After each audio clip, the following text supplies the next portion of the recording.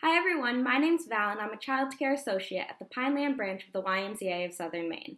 And today I'm going to be reading Fairy Houses by Tracy Kane.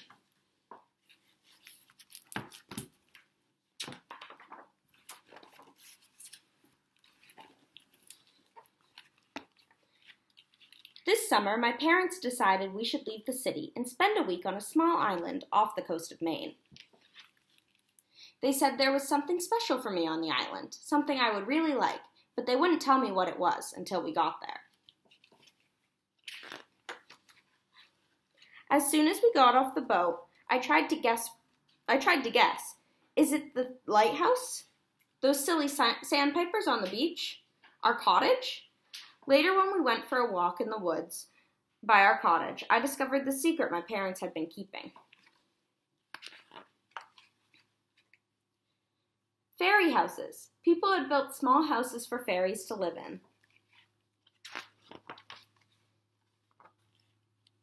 I asked if I could build a fairy house. My dad said yes, as long as I followed the rules of the woods. I scouted out places that would be just right for a fairy house. I chose a hollow at the base of an oak tree and collected some twigs, some leaves, and pieces of bark to build with. I finished the inside with a floor of dry grass and made a roof with fallen leaves. I hoped the fairies would choose my house for a place to live in.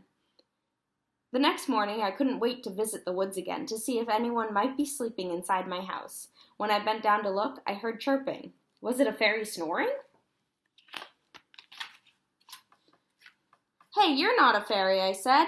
You're a cricket. The cricket hopped off into a bush full of bright red berries. Maybe the fairies would like some to eat, I thought. I gathered a handful of berries from the ground and sprinkled them around my house. The following day, after visiting the lighthouse with my parents, I decided to check on my fairy house. A pair of finches were carrying the last berries away in their beaks. Searching the ground for more berries, I came to a small stream. The sound of trickling water gave me an idea. I took some stones from my pack that I had found near the lighthouse and arranged them in a circle near my fairy house. Then I filled the circle with water from the stream, in case the fairies got thirsty or wanted to take a bath.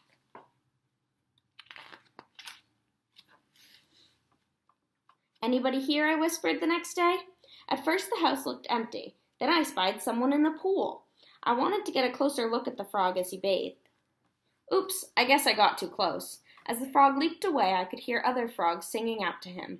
I started singing myself as I got to work collecting acorns and pine cones. It was time to make some home improvements. When I came back the next afternoon, I saw a squirrel nibbling on the nuts, but no fairies in sight. I just couldn't give up. I still hoped the fairies would visit my house. Maybe it needed a better entrance. In my pack were seashells and feathers my mom and I had found at the beach. I decorated the path leading up to the door. I thought about adding my shiny bracelet to one of the shells, hoping to catch a fairy's attention, but then I remembered the rules of the woods. The next morning, I got up very early when my parents were still asleep and tiptoed out of our cottage and into the woods.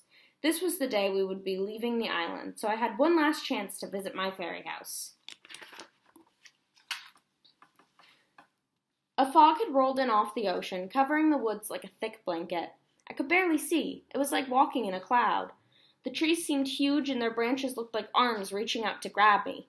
Goosebumps started popping out on my arms and legs. Someone was watching me, I was sure. Should I turn around and run? But my fairy house was so close. It was then I heard footsteps, saw a large dark shape moving towards my fairy house. My heart started thumping. I jumped behind a tree to hide.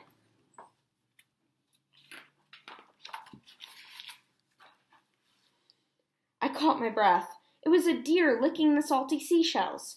I stood perfectly still as she made her way lazily through the woods, then vanished into the mist.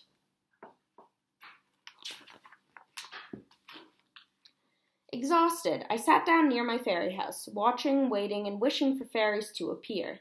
The quiet of the woods and the soft mist made me sleepy. My eyelids felt heavy, but I tried not to fall asleep. Before long, the sun started breaking through the mist, and with it came a soft breeze.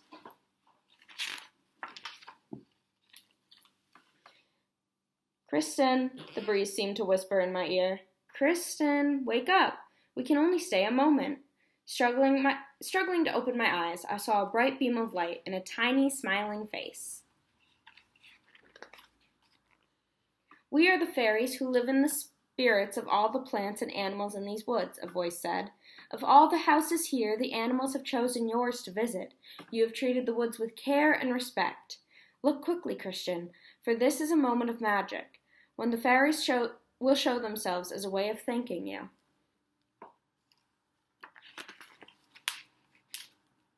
As the late morning sun started breaking through the mist, light beams illuminated the fairies.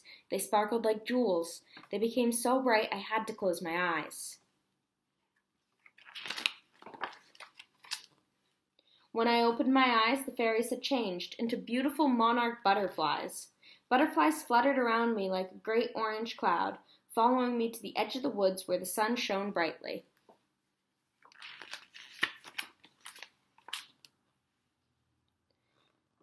I watched them dancing toward the light, higher and higher. Squinting into the warm golden day, I smiled and waved as the last butterfly disappeared into the sky. The end. Thanks for joining me.